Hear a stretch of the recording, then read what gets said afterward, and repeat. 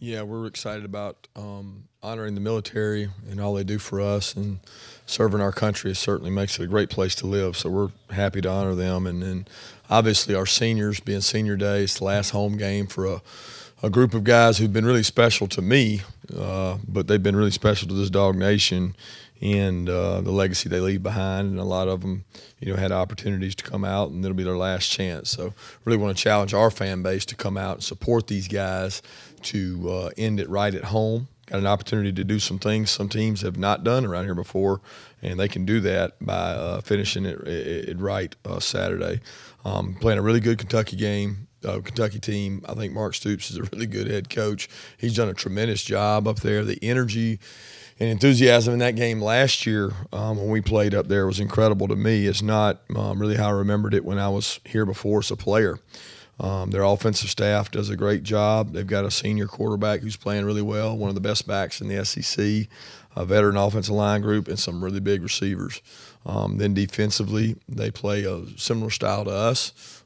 Big guys, 3-4 defense, and they do a really good job as well. So the challenge is in front of us with a great Kentucky team rolling in here that I know they want nothing more than to come in here and try to prove they're the best team in the East.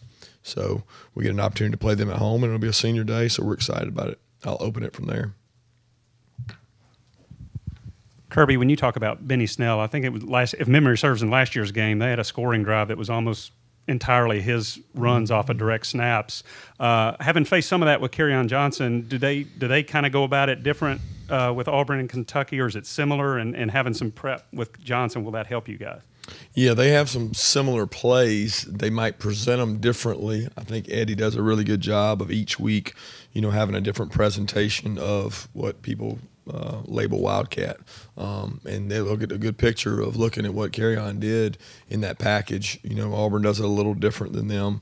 But Kentucky does a really good job, and their percentage of Wildcat based on this year was actually higher last year versus us, and that's usually predicated off how much success. I mean, if it's working, you do it more.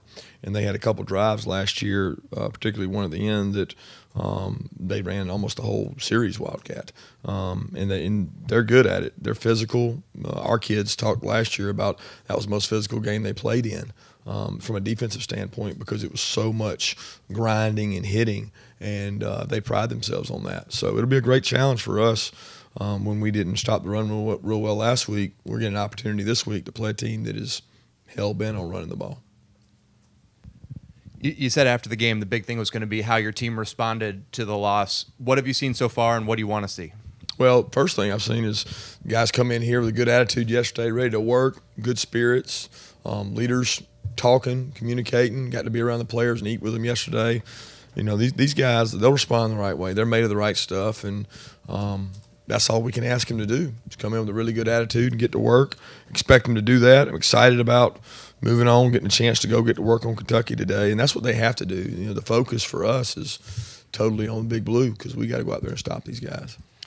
Kirby, obviously you guys are despite what happened last week, still having a great season. And you talked about it being a wake-up call for the players. Does it also give the coach, is a game like that, kind of make you, I don't want to say circle the wagons, but a chance to hit the reset button as a coaching staff and maybe think that, it's a course correction type thing or something you may want to start doing a little differently, when you have a game that turns out the way that one did?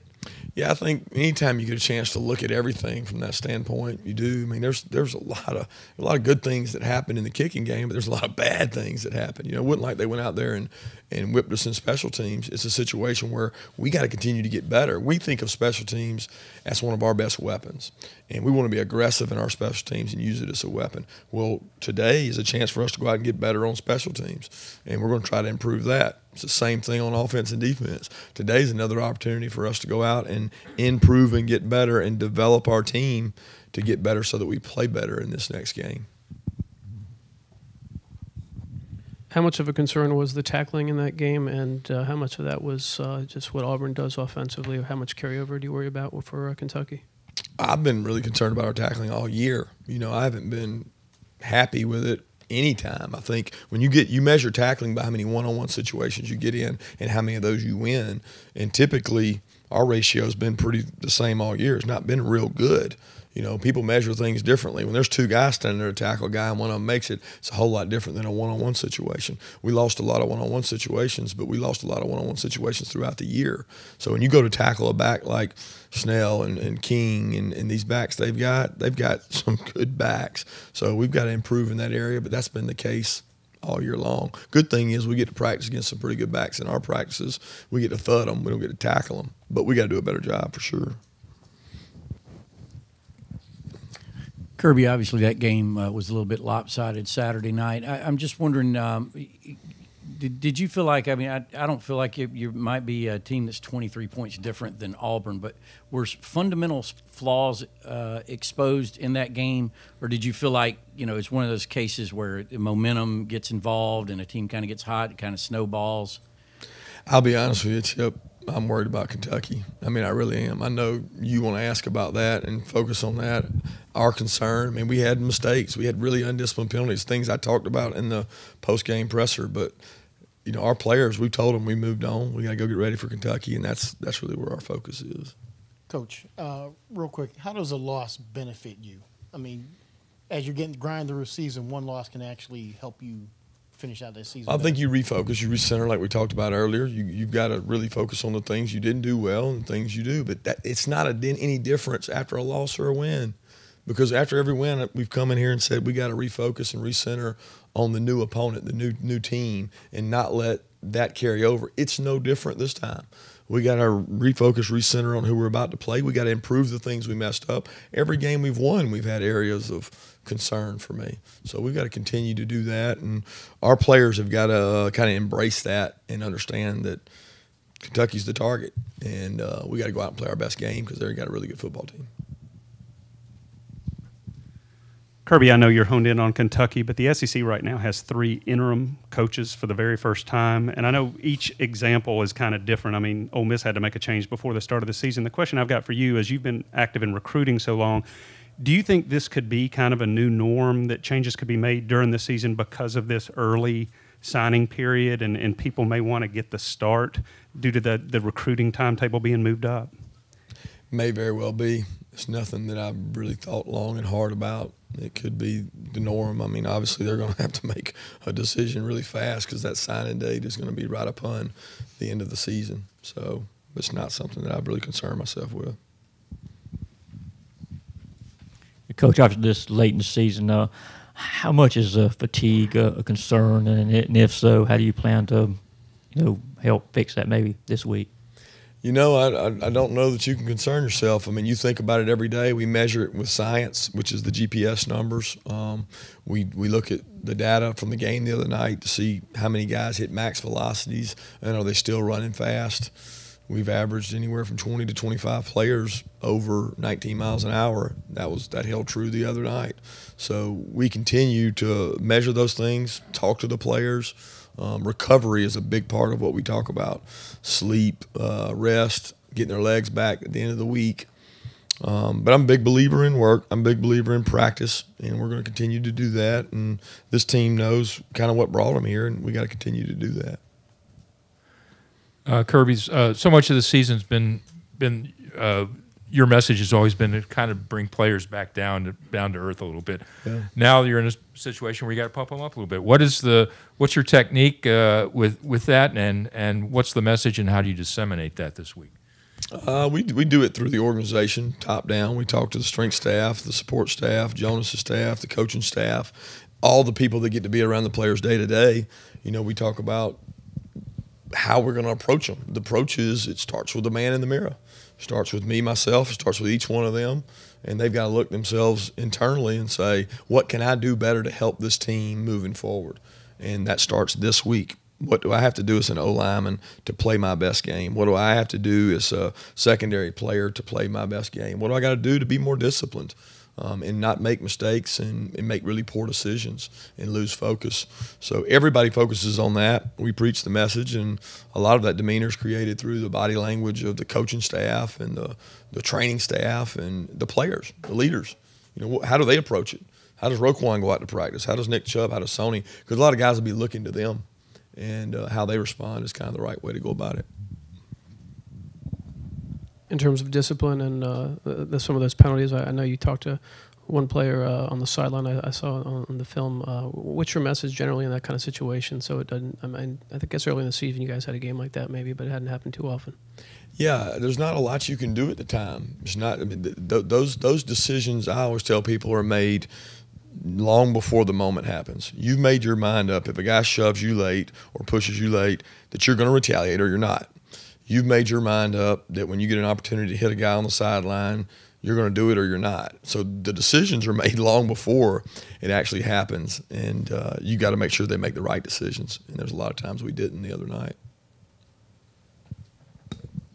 Kirby, you alluded to this in your opening remarks, but you would have had strong senior representation on this team if had those 4 guys not come back, and maybe a couple others too. But can you just kind of, as a class, talk about what these guys have meant to get that group together? You've alluded to them several times throughout the season.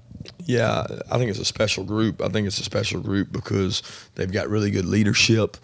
They've got an opportunity to win what may be their 38th, possibly 39th win of their careers, which could rank them right in the top 10 senior classes to ever play here if they can pull that off. So big thing for me is that everybody else on the team acknowledges that it's their last home game, and you prepare and play as if it was yours, because I know what that last home game means in Sanford Stadium. It's the one you remember the most, and these guys have meant a lot to this program. Meant a lot to me personally. They meant a lot to the staff, but they've meant a lot to this university. And I think we all owe it to them as a fan base, as coaching staff, as a team, to make sure that we give them our best effort. Questions? Kirby, after watching the tape of Saturday, what about the offensive line that had, obviously had been a young group that had improved each week? Is that something that, what kind of transpired there, and some of those things, are a lot of those fixable? Some good, some bad, some ugly. Mostly the rest, mostly the latter. But wasn't what we needed, and we're moving on to Kentucky. Kirby, at the end of the game, Gus did his thing with CBS, and he's walking off still within microphone range. He had an exchange with someone. He says, and you could clearly him say, "We whipped the dog crap out of him, didn't we?" How does that sit with you, and is that likely something you're going to remember? I'll be honest with you. I think when you perform the way they did on the field, you earn the right to say really whatever you want. So I don't get into what Gus says, and he probably doesn't get into what I say. Javon's become one of those guys that Jake seems to kind of rely on and just kind of trust to go up and get the ball. He did that on Saturday against Auburn. Is that something you guys see in practice? What relationship there have you seen evolve over the year? As far as him picking them out of the air and making plays? Right. I mean, he's done a good job of that. I think he's improved probably immensely at attacking the ball and not letting the ball get into his body. He's really become a hands receiver, which is what you want. He does a good job in what we call 50-50 balls. He reacts, responds, snatches, does a lot of the drills that Coach Coley does with him. He's been able to do that here recently. Make some big catches. So that's been a big help for us because, you take some of those 50-50 balls out of these games, there's some tight ball games that he's been able to win those. We need some more of that. How do you evaluate how Trenton Thompson's playing and the injuries that he's had? How is it affecting his play as he comes back from that?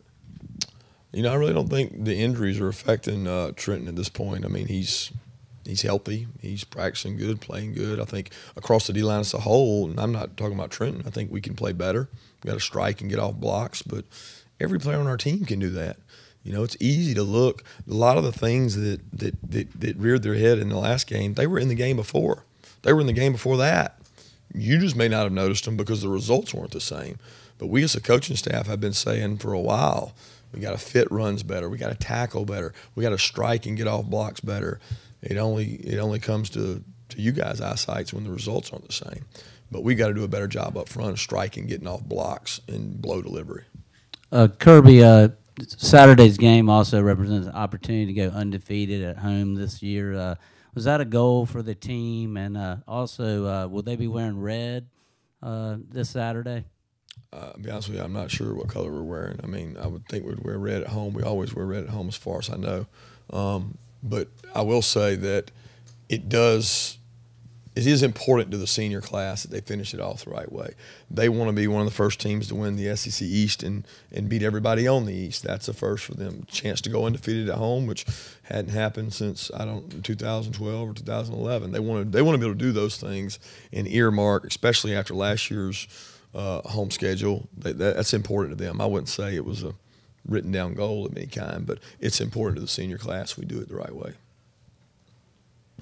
Kirby, on Mecole, I know it's kind of hard to set aside the muff, but as far as punt and kick returns, how much is it him and how much is it? He seems to have a lot of space ahead of him. The blocking seems to be good on both those units too.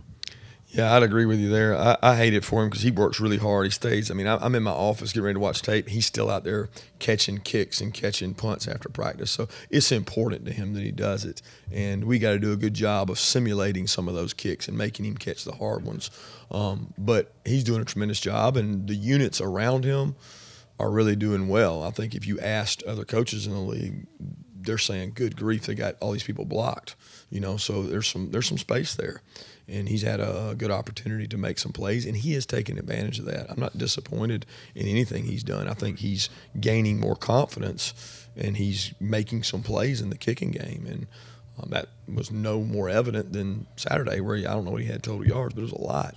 And a lot of that was people getting hats on people. I mean, we work hard on that. I think that's one of our best weapons. And it opens us up to, people want to fake kicks.